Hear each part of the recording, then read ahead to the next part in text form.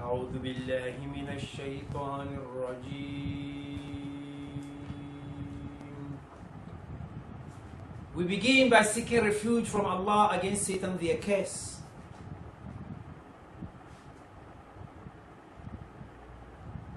And begin in the name of Allah, the Compassionate, the Merciful. All praises and thanks be to Allah, Lord of all the worlds. Our program today is a general questions that has been posed, and we want to tackle them one by one till when we are able to exhaust some of the questions. If you are not able to exhaust all the questions, it will come in the next series.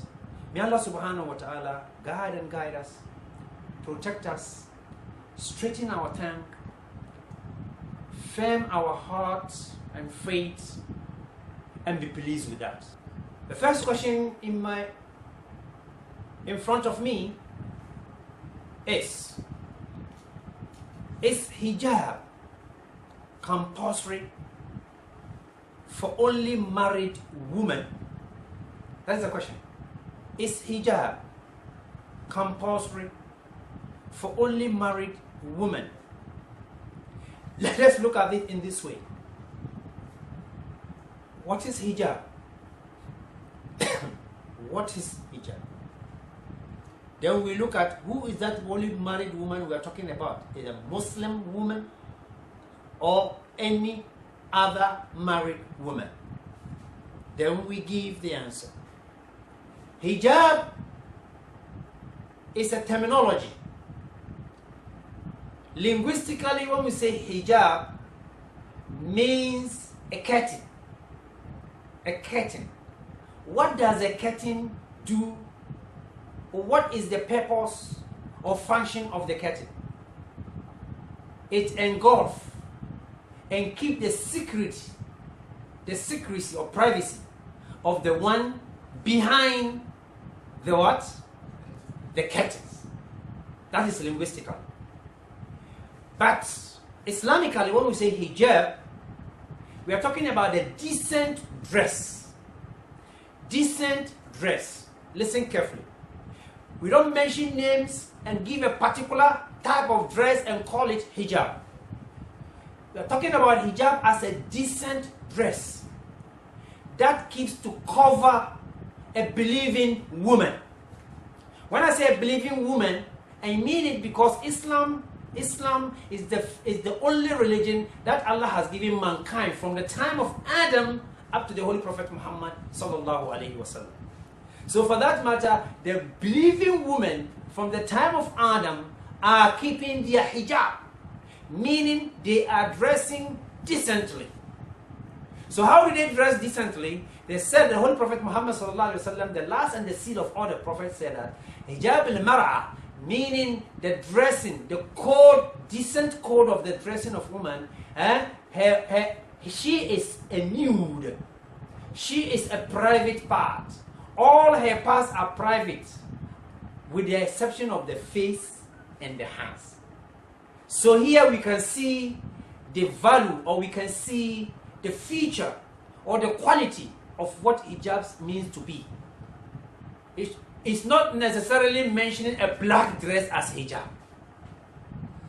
We are talking about a decent dress that will not expose the nudity or the privacy of a woman, a believing woman.